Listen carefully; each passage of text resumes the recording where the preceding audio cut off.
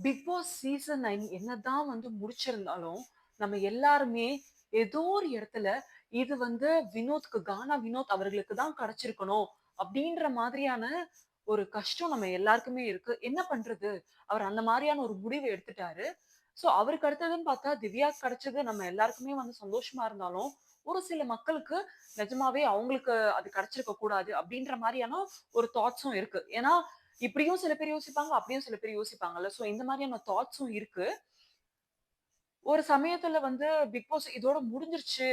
இதுக்கப்புறம் வந்து டெய்லி அந்த 1 ஹவர் எபிசோட் பார்க்க முடியாது. லைவ் பார்க்க முடியாது. அப்படின்ற மாரியான என்னதான் அதுல இருந்தவங்களுக்கே அதுல அத்தன நாள் 100 ஐ மீன் 105 டேஸ் அதுல இருந்தவங்களுக்கே அவ்ளோ கஷ்டம் இருக்குன்னா, கண்டிப்பா நம்மள விட அவங்களுக்கு கஷ்டம் அதிகமா தான் இருக்கும். இல்லன்னுலாம் சொல்ல முடியாது.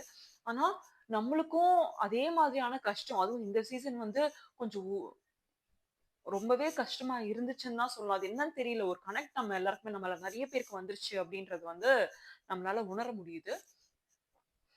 எனிஹவ் திவ்யா இந்த சீசன வின் பண்ணது நிஜமாவே வந்து ஒரு சந்தோஷமான ஒரு செயல் தான். நெறைய பேர் வந்து அவங்க பிஆர் வச்சிருக்காங்க. பிஆர்க்கே வந்து 30 லேக்ஸ் 40 லேக்ஸ் கிட்ட செலவு பண்ணி தான் வந்து அவங்க வின் பண்ணாங்க அப்படின்றாங்க. என்னதான் நம்ம பிஆர் வச்சு அவங்களுக்கு வந்து ப்ரமோஷன் பண்ணி, அவங்க வந்து ரொம்ப நல்லவங்க, மத்தவங்கலாம் வந்து இந்த மாரி இருக்காங்க அப்படின்னு நம்ம என்னதான் சொன்னாலுமே, ஒரு இண்டிவிஜுவல் அவங்களோட கேரக்டர் எப்படி இருந்தாலுமே வந்து ஒரு கட்டத்துக்கு அப்புறம் வந்து வெளில வரும். ஓகேவா? அவங்க பிஆர் வச்சு என்னதான் பண்ணாலுமே வந்து, அது கண்டிப்பா ஒரு தெரியிற ஒரு செயல் தான். திவ்யா, திவ்யாவாவே இருக்கிறதுனால தான் திவ்யாக்கு வந்து அந்த வோட்ஸ் கிடைச்சுச்சு. அவங்க எனக்கு எவ்வளவோ ஃபங்ஷனுக்கு போயிருக்கேன். எனக்கு அந்த அவார்ட் கிடைக்கல அப்படின்னு சொல்லும்போது நிஜமாவே மனசு ரொம்ப கஷ்டமா இருந்துச்சு. அவங்களோட மனசுல இருந்த கஷ்டத்த நம்மளால வந்து புரிஞ்சுக்க முடிஞ்சுச்சு. அவங்களுக்கு இந்த மாரியான ஒரு அவார்ட் கிடைச்சது கண்டிப்பா ஒரு சந்தோஷமான ஒரு விஷயம் தான். அவங்க இவ்ளோ நாள் இவ்ளோ கஷ்டப்பட்டதுக்கு காரணம் கூட இந்த அவார்ட் அவங்களுக்கு கிடைக்கணுன்றதுக்காக தான் போல இருக்கு. அவங்களுக்கு நம்ம எல்லாருக்குமே தெரியும். அவங்களுக்கு வந்து 50,00,000 வந்து கிடைச்சிருக்கு பிரைஸ் மணியா அப்டின்ட்டு. ஆனா 50,00,000ம் அவங்க கைக்கு போகுமான்னு கேட்டீங்கன்னா, கண்டிப்பா கிடையாது. டாக்ஸ் அமவுண்ட்லாம் டிடக்ட் ஆயி கிட்டத்தட்ட ஒரு 35 லேக்ஸ் கிட்ட அவங்க கைக்கு போகும். அவங்களுக்கு வந்து ஒரு காரும் வந்து பிரைஸா குடுத்துருக்காங்க அப்டின்றது வந்து நம்ம எல்லாருக்குமே தெரியும். அந்த கார் கிட்டத்தட்ட ஒரு 16லருந்து ஒரு 20 லேக்ஸ்க்குள்ள இருக்கும். ஆனா, காருக்கும் அவங்க டாக்ஸ் கட்டி தான் ஆகணும். கார அந்த ஷோ மூலியமா தானே வந்து குடுத்துருக்காங்க. சோ, அந்த டாக்ஸ் அமௌண்ட்ட வந்து திவ்யா கட்டுவாங்களா? இல்ல ஷோ சைட்ல இருந்தே வந்து அந்த டாக்ஸ் அமௌண்ட்ட கட்டுவாங்களா? அப்படின்றது வந்து நமக்கு தெரியல. பட் ஆனா வந்து டாக்ஸ் அமௌண்ட் வந்து அதுக்கும் கட்டணும். அண்ட் அது மட்டும் இல்லாம அவங்க இத்தன நாள் இருந்தாங்கல்ல. பிக் பாஸ்ல இத்தன நாள் இருந்தாங்கல்ல. சோ அதுக்கான சேலரியும் அவங்களுக்கு வரும்.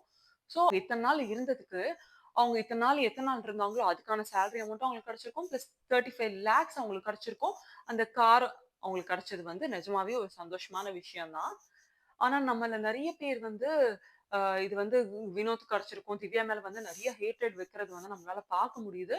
ஆனா, நிஜமாவே இந்த பொண்ணு ஒரு டிசர்விங்கான கண்டஸ்டன்ட். நெறைய மக்களுக்கு வந்து அவங்கள புடிச்சிருக்கு அப்படின்றது வந்து நம்ம ஒத்துக்கணும். கண்டிப்பா கானா வினோத்தும் அவரோட லைஃப்ல அவரு அந்த வீடியோல அவர் சொல்லும்போது, எனக்கு இந்த 18,00,000ன்றது வந்து எனக்கு இது போதும் அப்படின்னு அவர் சொல்லும்போதே தெரியுது. அவருக்கு எந்த மாரியான ஒரு கஷ்டத்துல அவர் இருக்காரு. கண்டிப்பா அவர் இத விட்டாலுமே, இத விட பெருசா அவர் கண்டிப்பா சாதிப்பாரு. அப்டின்ற நம்பிக்கை நம்ம எல்லாருக்குமே இருக்கு. ஏன்னா, அவரு நிஜமாவே ஒரு திறமையான ஒரு ஆளு. கண்டிப்பா அவருக்கு சிங்கிங் டேலண்ட்டும் இருக்கு. அந்த என்டர்டெயின்மென்ட் டேலண்ட்டும் அவருக்கு வந்து இருக்கு.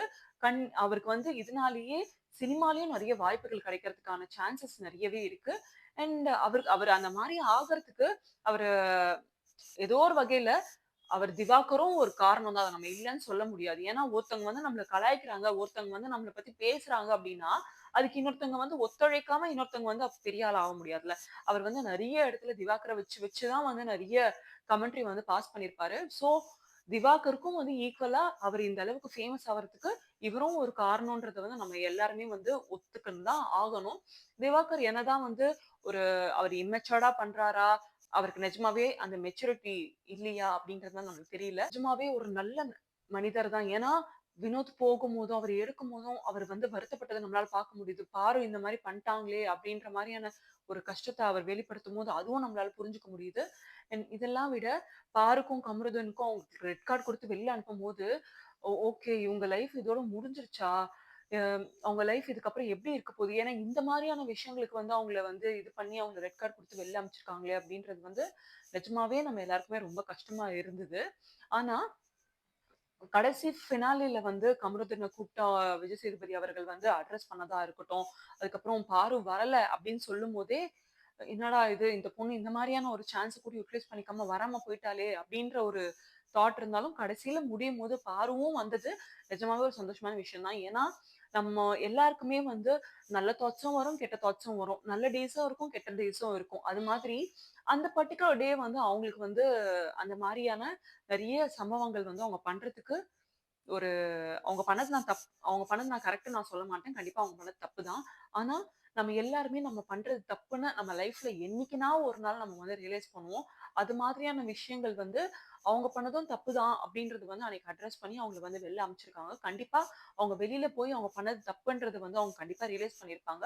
ஃபியூச்சர்ல இந்த மாதிரியான விஷயங்கள் நடக்கக்கூடாது. ஒருத்தவங்க பண்ற ஒரு சில தப்புக்காக அவங்கள வந்து அப்படியே அடக்கி வச்சு அவங்க லைஃப்பயே வந்து அப்படியே ஒரு மாரி ட்ராஜடியா மாத்துறதுன்றது வந்து கண்டிப்பா ஒரு தவறான செயல் தான்.